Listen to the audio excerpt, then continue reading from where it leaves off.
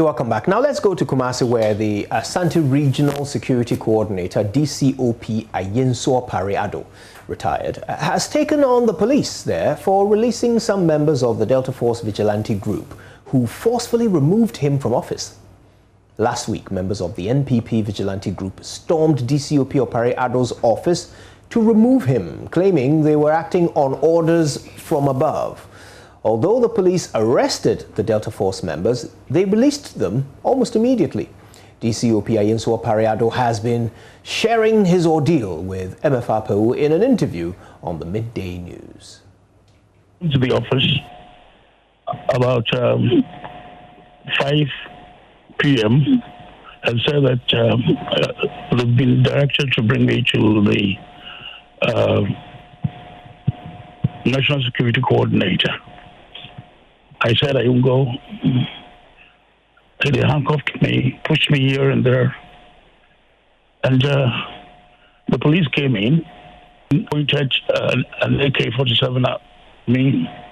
The police came there and picked us to the regional police headquarters. The case is under investigation with the police. But unfortunately, they haven't got the 7 persons who came to my office to humiliate me in this way and assault me in this way. They told me the acting National Security Coordinator had asked them to come to pick me to Accra.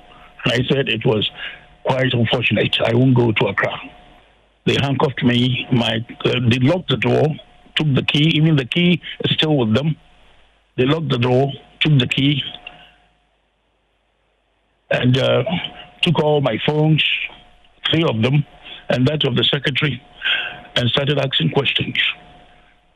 And after that, they handcuffed me and said they were taking me to Accra. I said, no, I won't go. So we started struggling. And they pointed an AK-47 at me that I will go with them, regardless of what I say. Have you been updated exactly on what it is that is going on? Well, I haven't asked the police about anything again. Certainly, I'll go to the police and find out what developments are. I was working with them. They wanted to say they will go and collect monies from people, and people will be calling me, telling me they've come to collect this and that amount.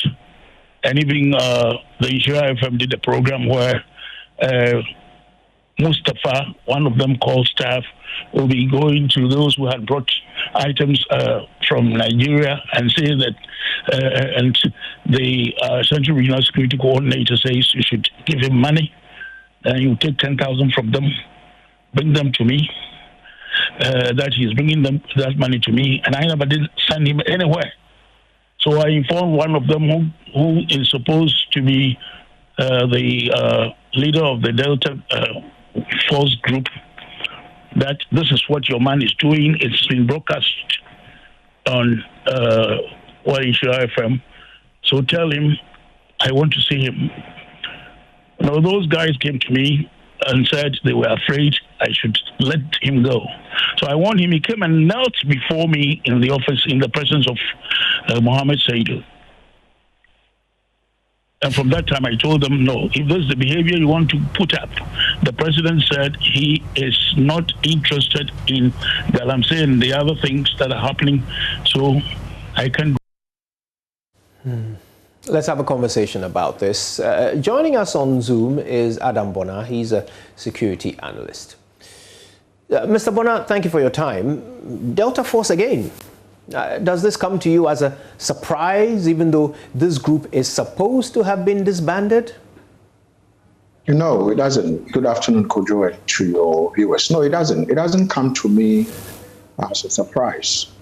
The same way DSP Azugu and the other guys at National Security Ministry or Secretariat don't come to me as a surprise, even though there was a clear recommendation to, get these people redeployed or reassigned away from the National Security Secretariat or Ministry. And you see, anytime these guys go to perform such, call it reprehensible acts they claim to be national security, it is because we still have the operational units of the national security, which is not an army, which is not part of the army, which is not part of the police. So these are people who really don't fall under the remit of any law. They do as they want. Anyone who understands policing will tell you that the gentleman, the former, I don't know if he's a former security coordinator for Ashanti region, he retired at the rank of a deputy commissioner of police. And if you know, such persons, even when they get it wrong whilst they are in service, usually they don't even sack them. These are not people you would handcuff. At his age and the rank he attained before retiring from the Ghana police, these people at least should have accorded him that respect. But they went in there, cocked an AK-47 according to him, at him, and said whether he liked it or not, they would drag him. It tells you that, and I have said it very clear, loud and clear, and let me put it on your network, that if we don't straighten up or get rid of the operational unit of the national security, these guys one day, we will see a similar thing that happened in Nigeria, in Ghana, the End SARS movement that threw Nigeria into some ungovernable state. We will see it here because they don't, who instructs them? They don't. If they could actually buzz into your studio, Joy News TV room, and decide to detain everybody and probably do things, and no one would talk. And for me, this is where we've gotten to 21st century Ghana. One is expecting that under, human rights activist, lawyer, President Nanado, these things shouldn't be happening. This operational unit was put together under Jerry John Rawlings because of the background of coming from a military rule into a civilian rule. This should have been gotten rid of by our president. And I think that the narration, if it's anything to go by, it means that all of us are at risk. You know what happened to your colleagues at City TV, City Group. It means that no one is in control. These national security officials were in the Western region, somewhere in Asankregwa, to destroy a lot of stuff in some two casinos. And no one seems to be in control. So it is that bad. It's so bad. If we are not careful, they will throw this country into some civil unrest. These guys who are parading as, national security. And it is not all of them. If you say the national security, we have the research unit. Now we have the BNI, which is NIB, the National, Intelligence Bureau. They are doing fantastic work within the regions and the districts. But if you come to the operational unit, go to the airport, they are there. Go to Tema Harbour, your things arrive and you are clearing, and they will stop and say, give them money. And nobody seems to be in control. They are paid on tabletop. And so mine is that, where are we going to with this type of behavior, Kojo?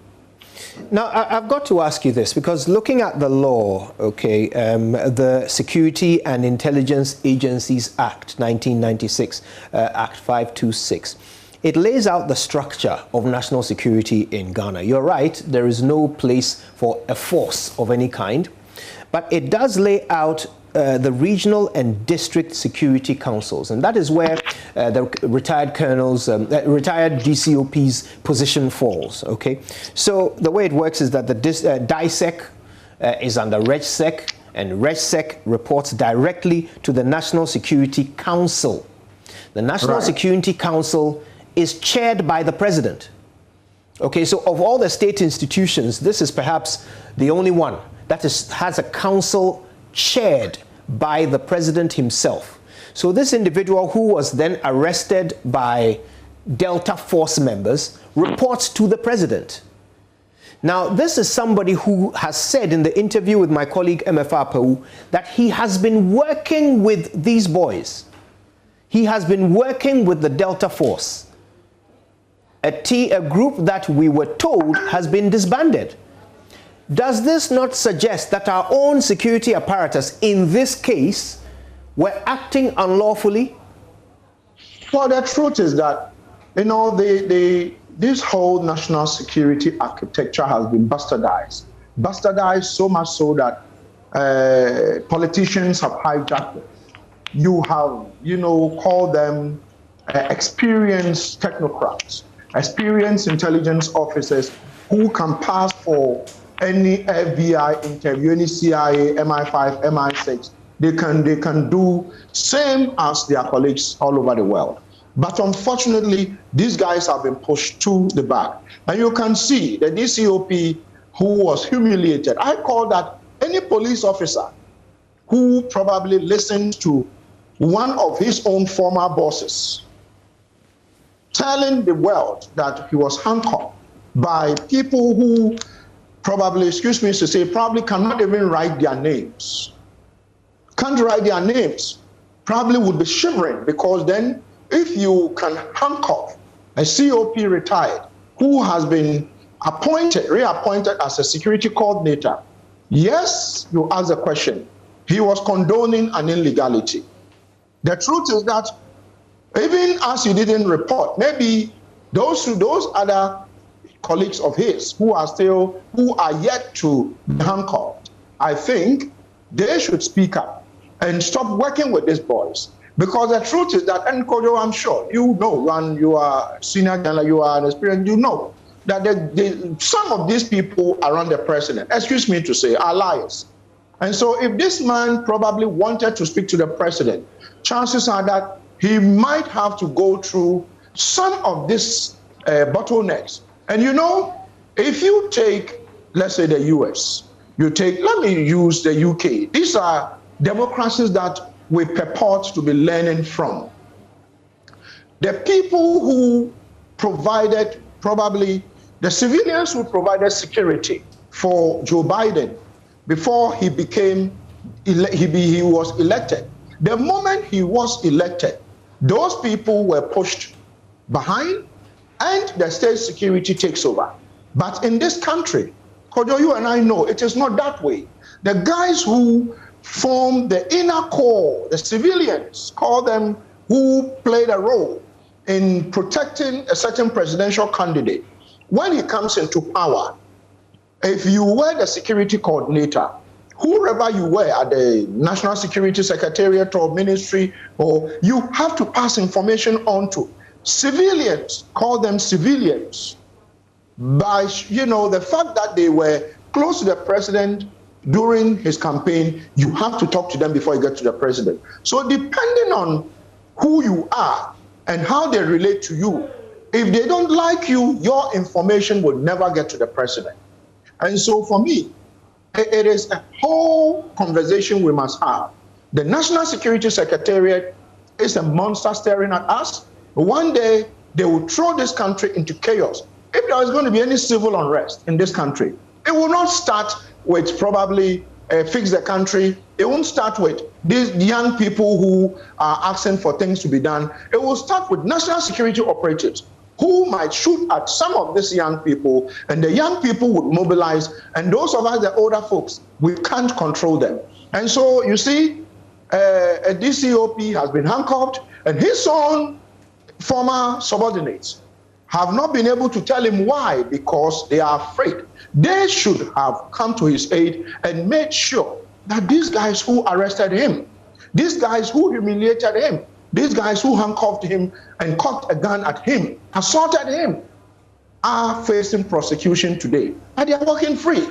So mine is that, who knows, could be anybody's turn tomorrow, because a DCOP, I mean, he's no mean a person. You can't equate him to any of these boys. So it is rather unfortunate that we're having this conversation, and now respect for the elderly is gone, respect for authority is gone, and these guys are literally undermining the authority of the president. As you narrated, the president is the chairman of the National Security Council. The president is the commander-in-chief of the Ghana Armed Forces. These are two of the most important positions in this country, and the president chairs these positions. If there has to be war, if Ghana has to declare war, Nobody can do that. The president would have to do that in consultation with parliament. But the truth is that is the reason why he's a chairman, he's a commander-in-chief. So if these boys don't respect the commander-in-chief, then you should know that your guess, Kojo, is as good as mine. And these issues would never go away. You see the Galamsey fight. Now that the soldiers, the professional soldiers are burning the Galamsey, mining equipment, I'm sure that they might send, to say, their stupidity onto the soldiers. And I'm believing that the soldiers would deal with them in a manner that is befitting. Because for me, we've got to deal with national security, this operational unit of Azugu and his people. And these guys don't answer to anybody. They can literally beat anybody up, and you don't even know who to talk to. And that is the country we find ourselves, how many years of practicing, democracy in the Fourth Republic for you. Now, of course, there is the concern over the fact that after their arrest, they are reported to have been set free. Now, again, this is just reminiscent of 2017, when pretty much the same group did pretty much the same thing in the same region and ousted the newly appointed regional security coordinator, resulting in their arrest, arraignment before court, and then another group of the same Delta forces came and released them from court. A sacrilege to our judicial system. Now it's the police themselves letting them go. What exactly are we doing wrong here? Why are we unable to deal with criminals as criminals? Kojo, I told you that the police is not powerful. The police, they only exist by name. The police is there, let's say myself and you, we get into some fisticuffs, then the police will come, because we are very ordinary, they will show us that they have the power. But between myself and you and viewers, the police doesn't have any power in this country. They have no power. They've lost every respect that, call it, police officers all over the world in a democracy like ours should have had. And the simple reason is that if these police officers who arrested these hoodlums who handcuffed one of their retired senior colleague, had kept these hoodlums in prison or in cells, these hoodlums would have gone there, broken down the cell, and freed them. You spoke about there are three organs of government, and the judiciary is one of them. The judiciary is one of them. If they went to a court where a sitting judge, who we are told was pregnant, they ransacked the court, and I don't know whether she was able to run. I don't know. I wasn't there. But we are told that she was heavily pregnant. And yet these guys went there, didn't show her any mercy, didn't show any respect to, that organ of government. I am afraid when there are cases in court that judges are trying. I would talk, but you see, I won't dare talk about them, because if you joke contempt of court, you will go and serve time in jail. And I don't want to do that. But these guys went to court, freed these guys who were in court, freed them, and what did we see? They were let go. And so if I was a police officer, or if I were a police officer manning a certain station, and these guys went to handcuff this, our former senior colleague, and these guys were brought to my jurisdiction, you know what I'll do? I'll set them free. Because then the truth is that even the courts has lost the kind of respect and the authority it's supposed to have had under the Fourth Republican Constitution, because these guys can literally, who else? I have said that the only, probably, the other places they are yet to go to might be, I think, Jubilee House, they have tried. Parliament, yes, probably they will, one day would ransack Parliament, because they don't respect anybody. And the police is afraid of them. They are afraid of them because somebody sits as national security and he calls the shots. And so who do they answer to? Nobody.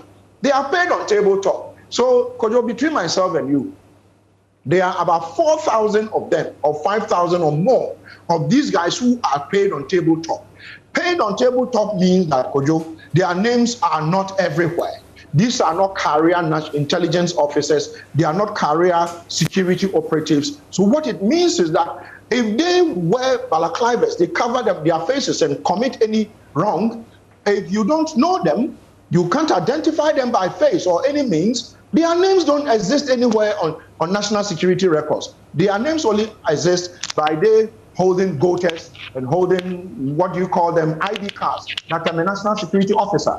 Not all of them. Amongst the 4,000 or 5,000 are like that. But I will tell you that majority are in that realm where they are paid on tabletop, their names don't exist anywhere. They go taking money, extorting money, they go stealing people's gold, and they are doing all sorts of illegal activities. Yet, under our human rights lawyer president, we passed a vigilantism law that says that we will punish anyone who is seen to be engaging in vigilantism activities or associated with vigilantism activities or funding vigilantism activities.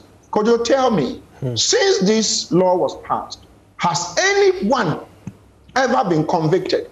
And I raised concerns when these issues came up and I was asked to put in a memo. I said no, because I know it's going to be a bogus law. And truth be told, I have been, vindicated, because even Banda, my good friend, who used to be the chairman of the legislative committee in Parliament, he himself was hounded out in his constituency during the primaries of the MPP, and he couldn't do jack.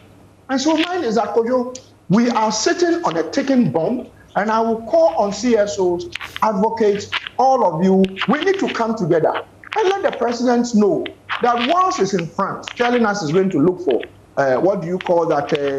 vaccines and all that for us to be vaccinated against corona.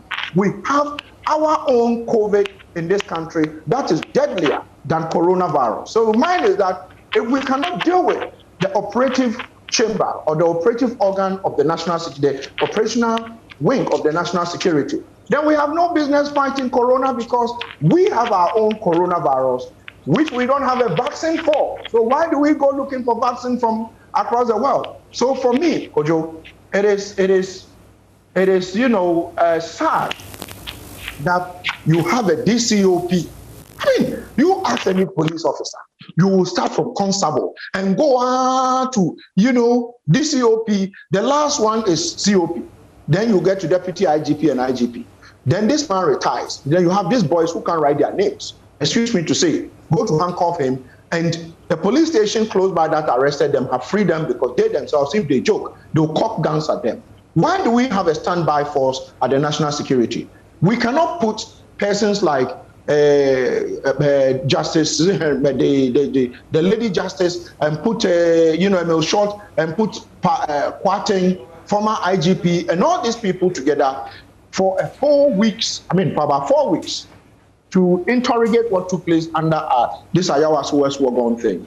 And then the recommendations, most of them were not adhered to. Even those of them that were accepted have not been properly implemented. So, Kojo, it is sad, but I am hoping that somehow, all of us, the good people of this country, and I tell you that they are senior people in the MPP, who, when you talk to, they share the same concerns. They will tell you that we are afraid that one day these people under Azubu or under the National Security Operations Unit will throw this country into chaos. So let's keep watching, let's keep talking and see. Maybe we can come together and push Parliament. Because in all this, what is Parliament doing? Even though they're on recess, I'm hoping that when they come, we can push them to ensure that that wing is scrapped, so that national security, Kojo, will perform their core functions of gathering intelligence and ensuring that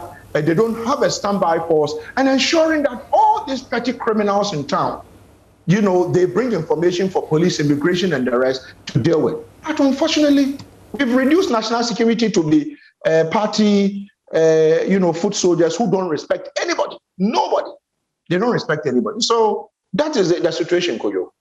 I want to thank you for your time with us. And Adam Bona, of course, is a security analyst, speaking on what many believe to be potentially an existential threat to democracy and the rule of law, and that is the activities of vigilante groups who seem to be exercising power over security services.